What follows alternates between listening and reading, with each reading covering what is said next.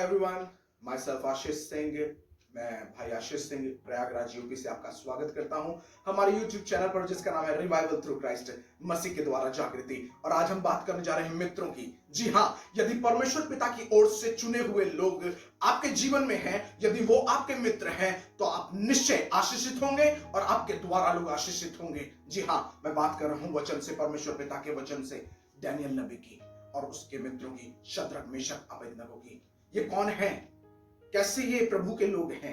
कैसे ये अच्छे मित्र बन पाए? जानते हैं क्यों? क्योंकि इनके जीवन में प्रथम स्थान परमेश्वर पिता का था। इन्होंने कहा हमारी जिंदगी में प्रथम स्थान हमारे परमेश्वर पिता का है। जब तक हम जिएंगे अपने परमेश्वर पिता से प्यार करेंगे, कोई भी चीजें हमें परमेश्वर पिता के प्रेम से अलग नहीं कर सकती। यदि आप आगे के वचनों में जाएंगे, आपको समझ में आएगा। दूसरे अध्याय में, तीसरे अध्याय में आप देख पाएंगे कि ये आग में भी उतर गए। इन्होंने आग में जाके ये प्रार्थना नहीं की कि मेरा विश्वास प्रभु ये है कि आप आए, हमें आग में ना जाना पड़े, लेकिन इन्होंने ये प्रार्थना की, हम विश्वास करते हैं हमारा परमेश्वर पिता आग से भी बचाने योग्य है, और वो ना भी बचाए तो हम उसके लिए जीना भी चाहते हैं, हम उसके लिए मर भी सकते हैं, लेकिन हम किसी और की आराधना नहीं करते। जानते हैं मैं क्या बात बताना चाह रहा हूं? आप किसकी संगति में चल रहे हैं? आपके पास कैसे मित्र हैं जो आपकी अगुवाई कर रहे हैं? आप किन मित्रों के साथ रह रहे हैं? क्या वो मित्र परमेश्वर पिता के प्यार को जानते हैं? क्या वो मित्र परमेश्वर पिता की उपस्थिति को जानते हैं? क्या वो मित्र परमेश्वर पिता के साथ चलने वाले हैं? जी हाँ, यदि वो परमेश्वर पिता के साथ चलने वाले हैं, तो निश्चय आप भी उनके साथ उस परिस्थिति में, हर एक दुख में, पीड़ाओं में भी आप परमेश्वर पिता से प्यार करने वाले होंगे।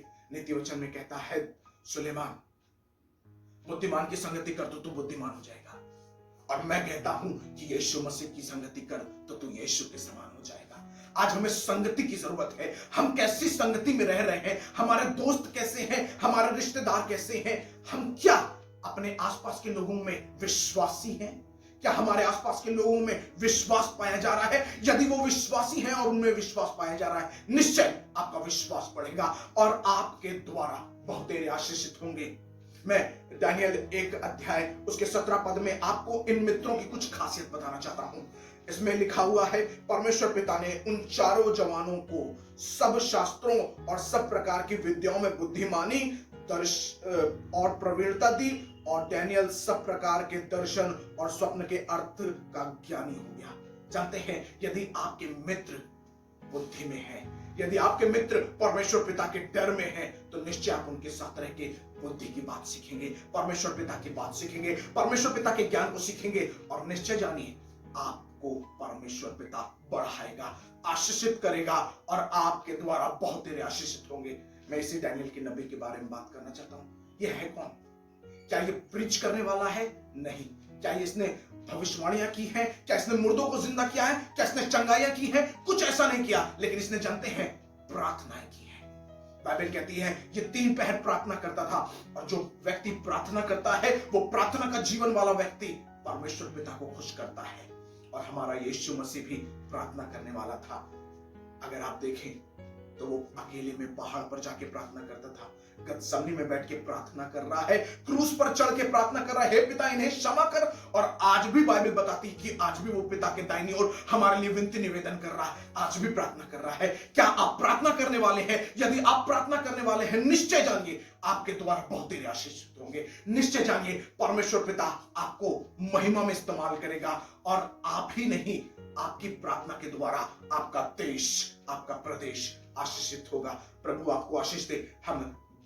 आज हम परमेश्वर पिता की उस दया के लिए, उस अनुग्रह के लिए हम परमेश्वर पिता को धन्यवाद देते हैं। हम प्रार्थना करके समाप्त करेंगे।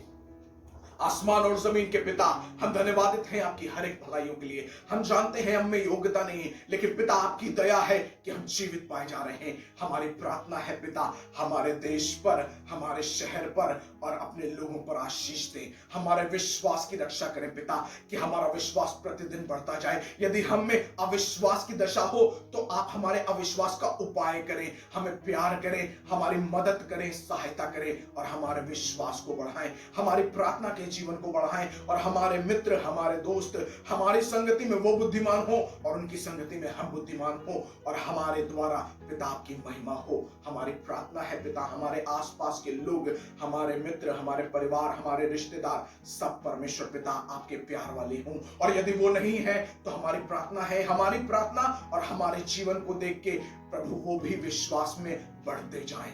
आप दया करें, अनुग्रह करें और हमारे जीवन पर आशीष दें। हम में योग्यता नहीं है, स्वर्ग के पिता आपकी दया हमारे लिए काफी है।